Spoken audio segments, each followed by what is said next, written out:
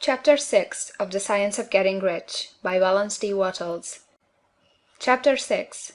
How Riches Come to You. When I say that you do not have to drive sharp bargains, I do not mean that you do not have to drive any bargains at all, or that you are above the necessity for having any dealings with your fellow men. I mean that you will not need to deal with them unfairly.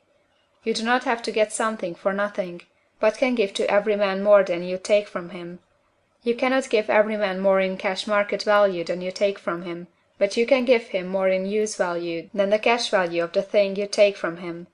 The paper, ink, and other material in this book may not be worth the money you pay for it, but if the ideas suggested in it bring you thousands of dollars, you have not been wronged by those who sold it to you. They have given you a great use value for a small cash value. Let us suppose that I own a picture by one of the greatest artists, which, in any civilized community, is worth thousands of dollars. I take it to Baffin Bay, and by salesmanship induce an Eskimo to give a bundle of furs worth $500 for it. I have really wronged him, for he has no use for the picture. It has no use value to him. It will not add to his life. But suppose I give him a gun, worth $50 for his furs. Then he has made a good bargain. He has use for the gun. It will get him many more furs and much food. It will add to his life in every day. It will make him rich. When you rise from the competitive to the creative plane, you can scan your business transactions very strictly, and if you are selling any man anything which does not add more to his life than the thing he gives you in exchange, you can afford to stop it. You do not have to beat anybody in business. And if you are in a business which does beat people, get out of it at once.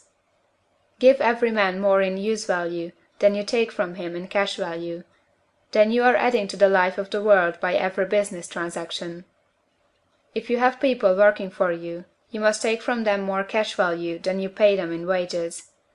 But you can so organize your business that it will be filled with the principle of advancement, and so that each employee who wishes to do so may advance a little every day. You can make your business do for your employees what this book is doing for you. You can so conduct your business that it will be a sort of ladder, by which every employee who will take the trouble may climb to riches himself, and given the opportunity, if he will not do so, it is not your fault. And finally, because you are to cause the creation of your riches from formless substance which permeates all your environment, it does not follow that they are to take shape from the atmosphere and come into being before your eyes. If you want a sewing machine, for instance, I do not mean to tell you that you are to impress the thought of a sewing machine on thinking substance until the machine is formed without hands, in the room where you sit or elsewhere. But if you want a sewing machine, hold the mental image of it with the most positive certainty that it is being made, or is on its way to you. After once forming the thought, have the most absolute and unquestioning faith that a sewing machine is coming. Never think of it or speak of it in any other way than as being sure to arrive. Claim it as already yours. It will be brought to you by the power of the Supreme Intelligence acting upon the minds of men. If you live in Maine, it may be that a man will be brought from Texas or Japan to engage in some transaction which will result in your getting what you want. If so, the whole matter will be as much to that man's advantage as it is to yours. Do not forget for a moment that the thinking substance is through all, in all, communicating with all, and can influence all. The desire of thinking substance for fuller life and better living has caused the creation of all the sewing machines already made, and it can cause the creation of millions more, and will, whenever men set it in motion by desire and faith, and by acting in a certain way. You can certainly have a sewing machine in your house, and it is just as certain that you can have any other thing or things which you want, and which you will use for the advancement of your own life and the lives of others. You need not hesitate about asking largely. It is your Father's pleasure to give you the kingdom, said Jesus. Original substance wants to live all that is possible in you, and wants you to have all that you can or will use for the living of the most abundant life. If you fix upon your consciousness the fact that the desire you feel for the possession of riches is one with the desire of omnipotence for more complete expression, your faith becomes invincible.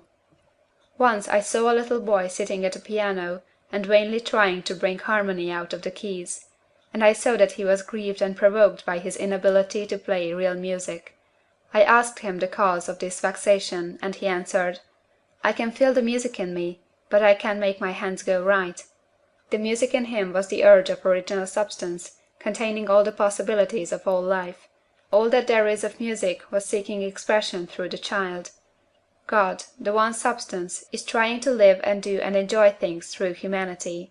He is saying, I want hands to build wonderful structures, to play divine harmonies, to paint glorious pictures. I want feet to run my errands, eyes to see my beauties, tongues to tell mighty truths, and to sing marvelous songs, and so on. All that there is of possibility is seeking expression through man. God wants those who can play music to have pianos and every other instrument, and to have the means to cultivate their talents to the fullest extent.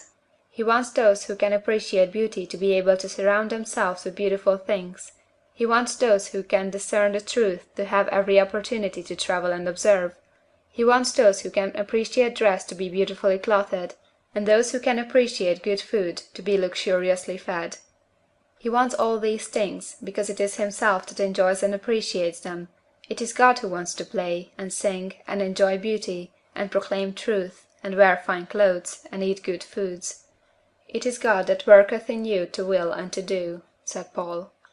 The desire you feel for riches is the infinite seeking to express himself in you, as he sought to find expression in the little boy at the piano. So you need not hesitate to ask largely. Your part is to focalize and express the desire to God. This is a difficult point with most people. They retain something of the old idea that poverty and self-sacrifice are pleasing to God. They look upon poverty as a part of the plan, a necessity of nature. They have the idea that God has finished his work, and made all that he can make, and that the majority of men must stay poor, because there is not enough to go around. They hold so much to this erroneous thought that they feel ashamed to ask for wealth. They try not to want more than a very modest competence, just enough to make them fairly comfortable.